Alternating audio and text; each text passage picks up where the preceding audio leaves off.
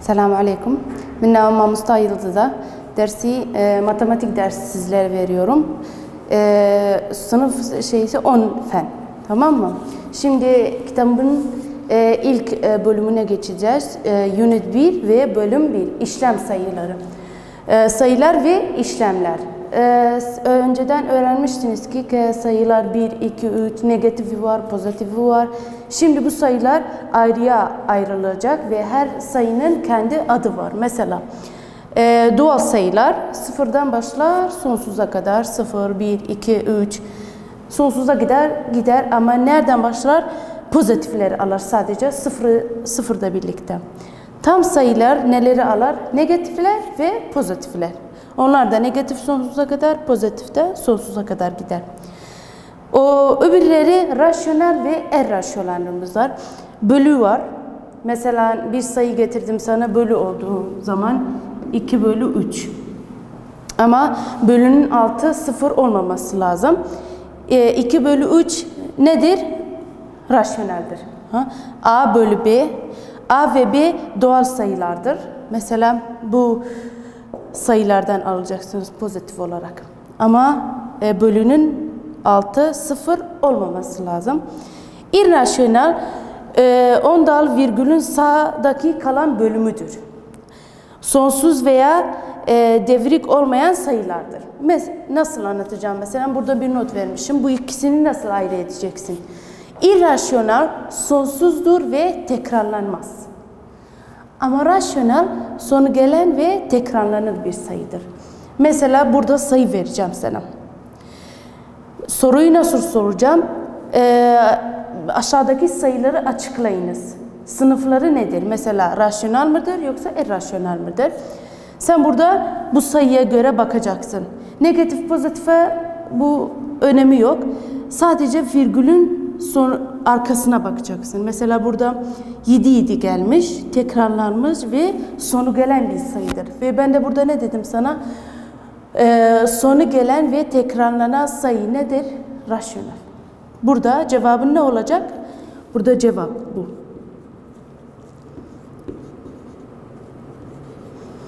Cevabı rasyoneldir çünkü sonu gelendir. Yani sonu gelmiş ve tekrarlanmış. İkinciye gelelim. Öndekine sen alakan yok. Virgülün arkasına bakacaksın. Ne gelmiş? Tekrarlanmış. Hani 13, 13, 13 ve sonsuza kadar 13 gider. Eğer bu 3 noktayı gördüğün zaman yani aynı sayı tekrarlanıyor.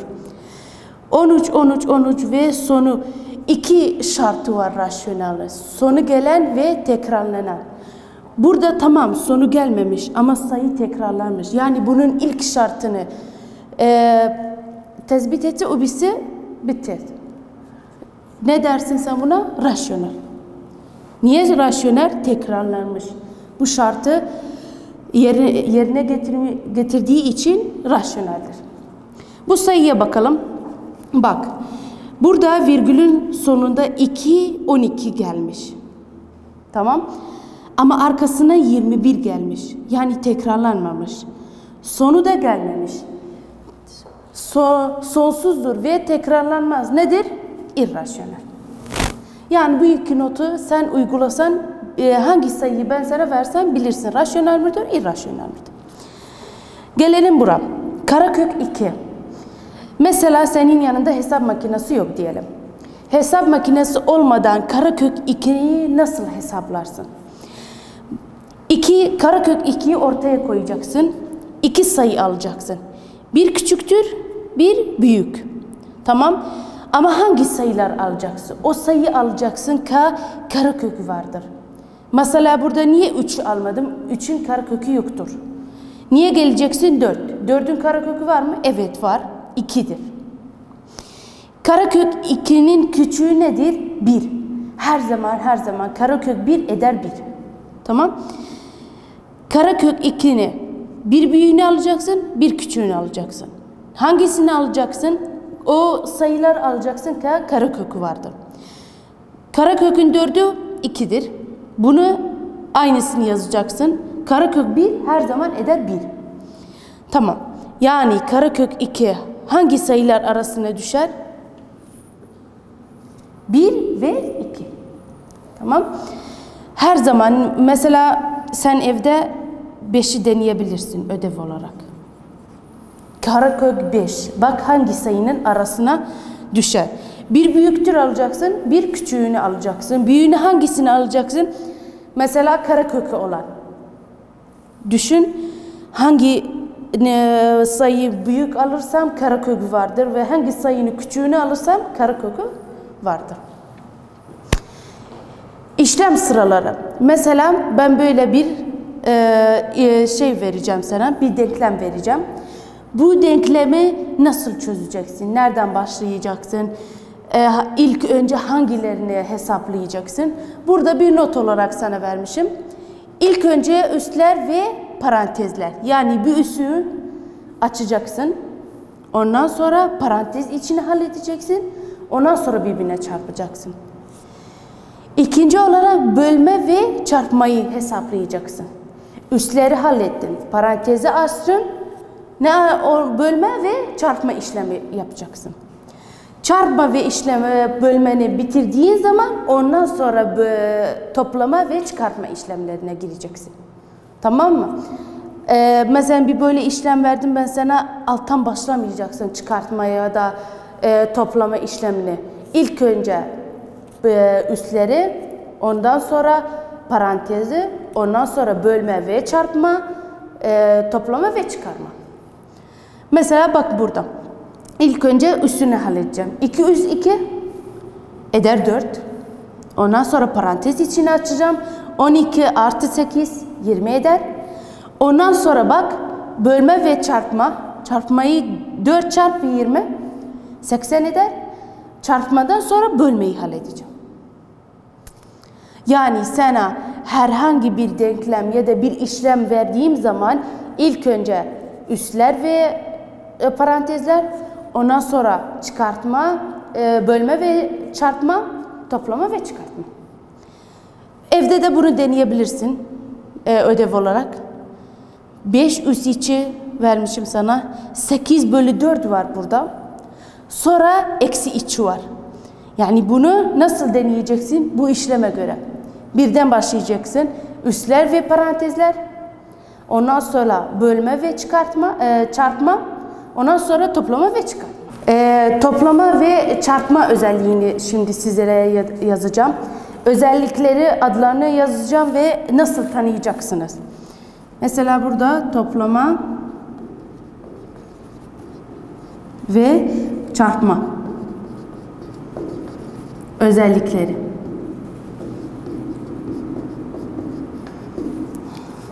Neyimiz var mesela? Değişme.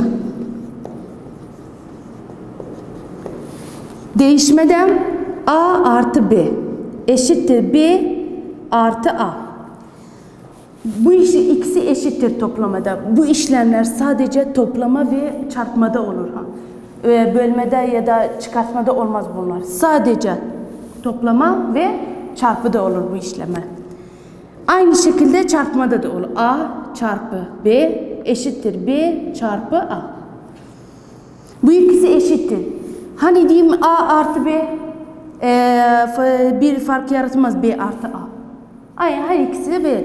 Mesela diyeyim 2 artı 3 eşittir 3 artı 2. 3 artı 2 artı 3 ne kadar eder? 5. Bu da eder 5. Yani ikisi eşittir. Çarpmada da aynı şekilde. 2 çarpı 3 eşittir 3 çarpı 2. Bu ne kadar eder? 6. Bu da eşittir 6. Yani hiçbir fark yaratmaz. Ben diyeyim A artı B. Mesela sen söyle B artı A. İkisi de aynı sayıyı çıkar. Tamam mı? Birleştirme.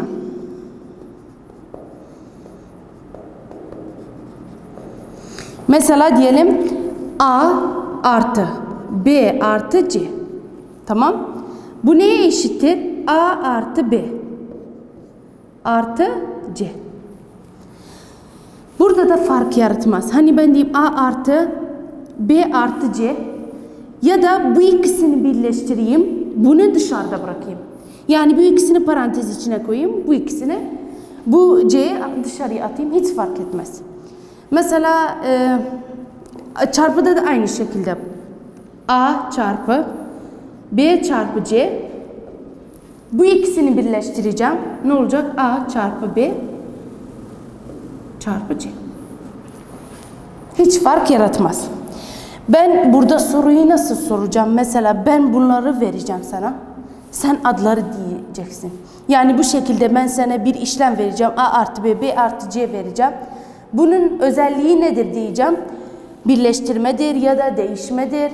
Sen ikisinin arasına bak. Mesela sadece yerini değiştirmiş. Bu nedir? Değişme. Etkisiz eleman.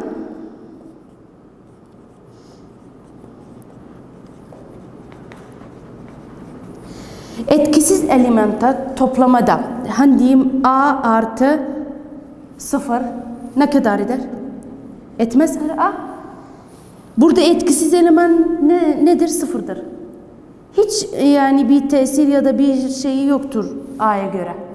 Ha kendisi eder. Mesela diyelim 1 artı 0 ha eder 1. 2 artı 0. Milyon sayı var. Artı 0 eden de ha kendisi eder. Çarpıda da etkisiz eleman ne eder? 1. A çarpı 1 eşittir A. En büyük sayıyı al. Ne kadar alırsan al, 1'e çarpınca sayı kendisi çıkar. Burada etkisiz eleman toplamada 0 eder, çarpıda 1 eder. Tamam? Ters element.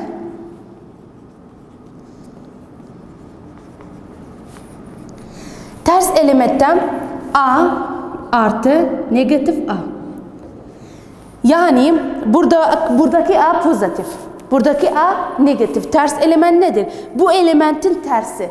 Daima pozitifin tersi negatiftir. Negatifin tersi pozitiftir. Burada ne eder? 0.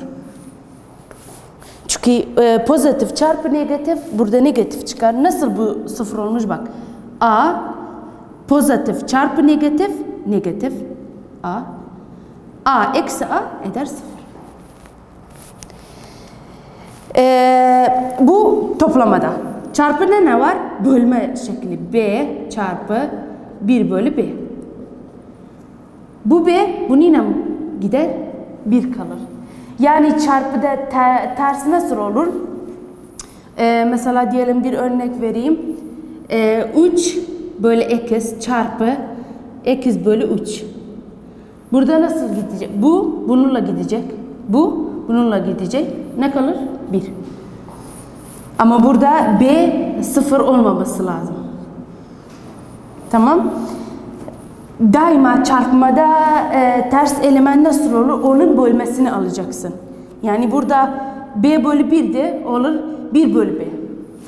Ama toplamada pozitifin negatifini alacaksın. Yani pozitif A ters elementi nedir? Negatif A'dır. Dağılma. Dağılmada nedir? Mesela A çarpı B artı C. Bu dağılma nasıl olacak? Bunu parantez içine çarpacaksın. A çarpı B, AB artı A çarpı C, AC. Gene diyeceğim, ben bu özellikleri, bunları sana vereceğim. Sen özelliklerini diyeceksin. Bu özellikleri.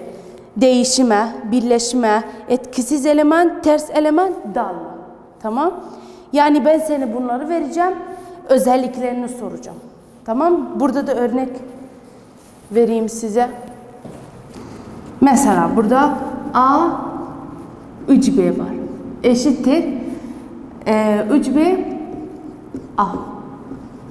Hangi özellikleri taşıyor? Bak.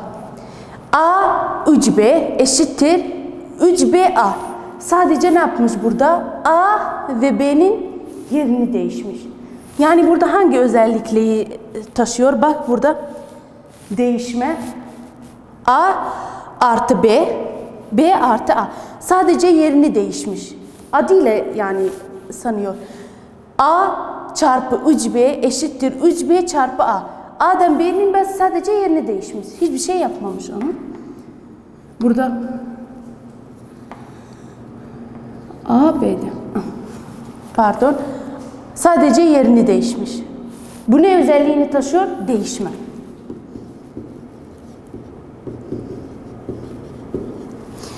Başka birini verelim. Burada 1 3x eşittir 3x. Aynı etkisiz elemantı gibi. Burada ne var? Çarpma var. 1 çarpı 3x sadece etmiş 3x. Yani çarpma özelliğini taşıyor ve etkisiz elemantı burada nedir? 1'dir. Bak A çarpı 1 eder A. Burada da 1 çarpı 3x eder 3x. Yani hangi özelliğini taşıyor? Etkisiz eleman.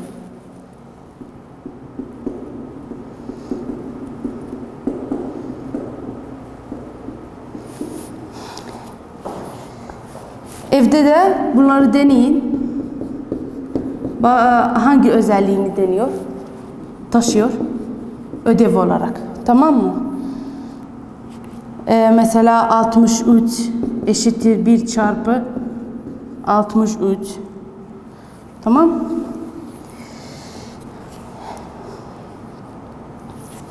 Ya da diyelim 3 bölü A eksi üs içi artı eksi. Eder ne kadar? A eksi üs içi artı A eksi. Bak burada hangi özelliğini taşıyor? A eksi üs içi parantez içinde. Burada ne yaptım? A çarpı bu da parantez içinde. A'yı B'ye çarptım ve C'ye çarptım. Burada da ne yapmış? A'yı eksi üs içe çarpmış ve A çarpı eksi. Yani burada hangi özelliğini taşıyor? Bakın aynı şekilde. Sadece harfleri yani değiştirdim. Ne der buna? Dağılma.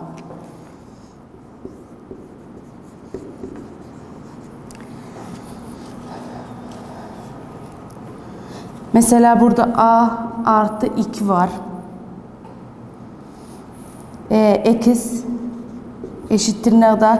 2 eksi 2 artı A. A artı içe negatif eksi. 2 eksi artı A.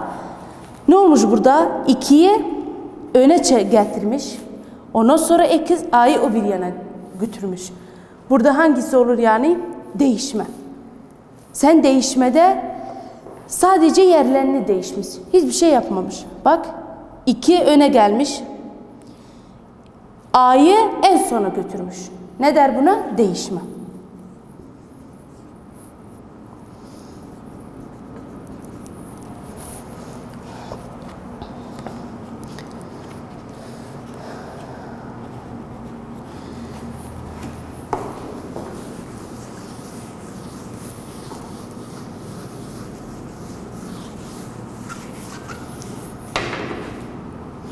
Mesela kitaplarınızda bu sayfa 5'te alıştırmalarda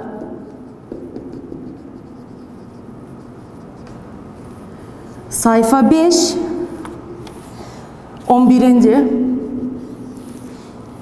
5 çarpı 6 bölü 3 çarpı 7 bölü 2. Hani size dedim ya özellikler, ilk önce üsler ve parantezler, ondan sonra çarpma ve bölme işlemini yapacaksınız. Mesela burada bak, çarpma var ve bölme var. Ana büyük bölme de var, tamam mı? Ne yapacaksın buradan? İlk önce çarpıyı hallet. 5 çarpı edeceksin, bunu ödev olarak evde halledin. Çarpı var ve bölme var. İlk önce çarpıları halledeceksin.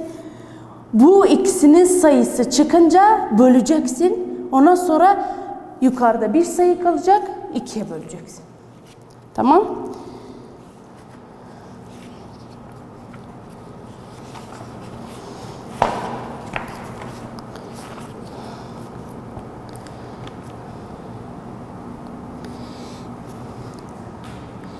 Bir de bu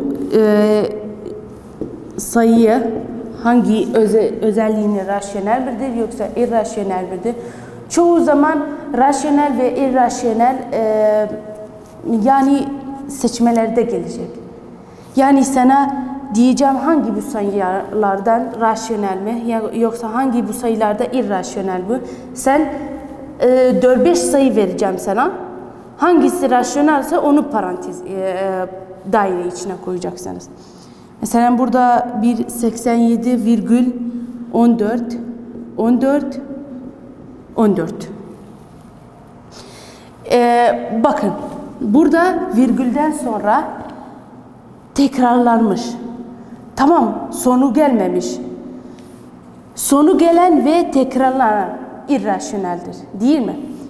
Sonu gelmemiş tamam ama ne olmuş? Tekrarlanmış. Yani burada ne diyeceksin? İrrasyonel.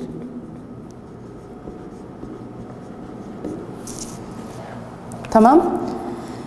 Bu sayıyı 4-5 sayı vereceğim. Hangisi bunlardan mesela bu sayılarda içinde vardır? İrrasyoneldir. Sen bunu daire içine koyacaksın. Karekök 5'i de deneyin. Mesela gelelim karekök 3.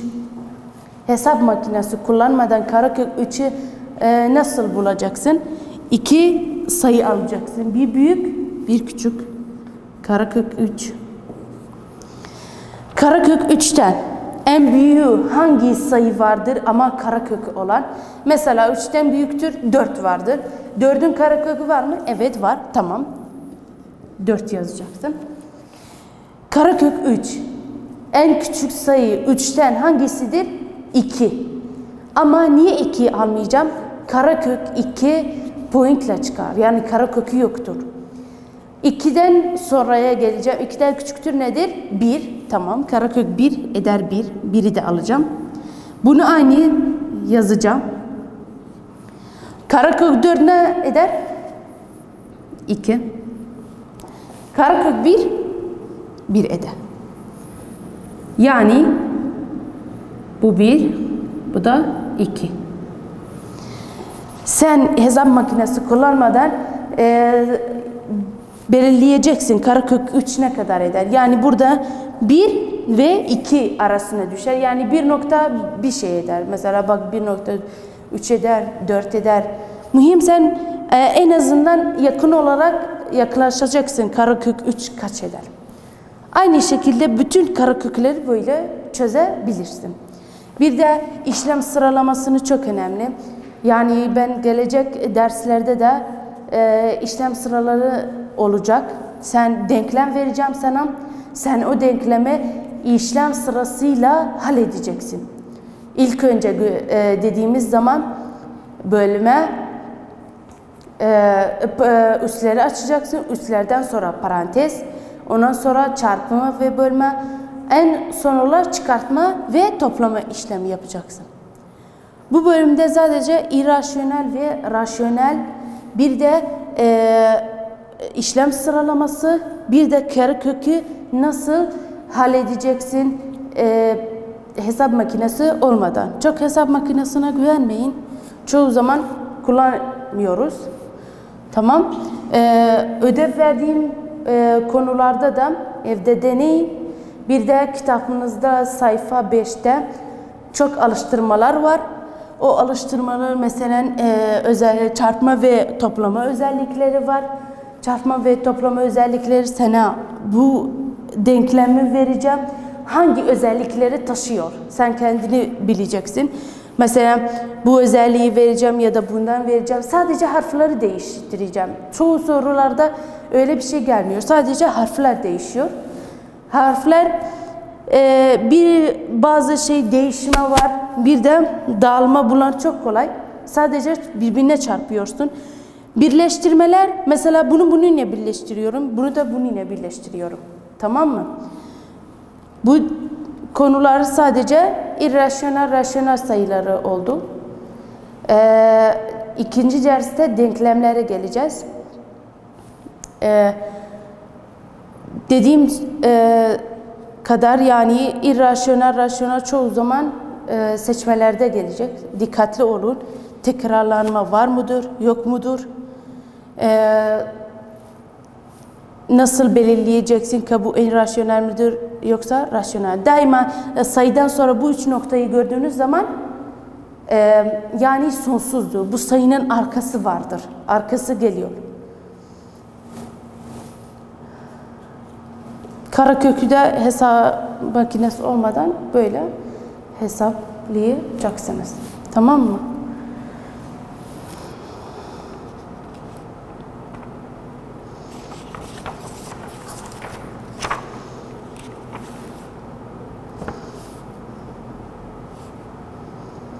Bir de bunu ödev olarak çalışın. Evde yapabilirsiniz. 2 çarpı 3 negatif x eşittir 6 negatif 2 x. Bunu da dikkatlice bakarsanız hangi özelliğini taşıyor bunlardan. Dikkatlice bakın. Dağılma mı yoksa değişime mi? Tamam, rakamlar değişmiş ama burada ne yapmış? Bu 2'yi buna çarpmış. 2 çarpı 3 6. Pozitif çarpı negatif negatif eder. 2 çarpı x 2x. Hangi özelliğini taşıyor? Sadece özelliğini yazacaksınız. Mesela ben böyle bir işlem vereceğim sana. Seçmelerde bu işlemlerden hangisi, mesela değişime mi, birleştirme mi yoksa da etkisiz element mı, sen seçeceksin. Bu birinci bölümün en kısasıyla bu özellikleri taşıyor. Bunları bilmemiz sadece yeterlidir. Birinci bölümde ve birinci derste.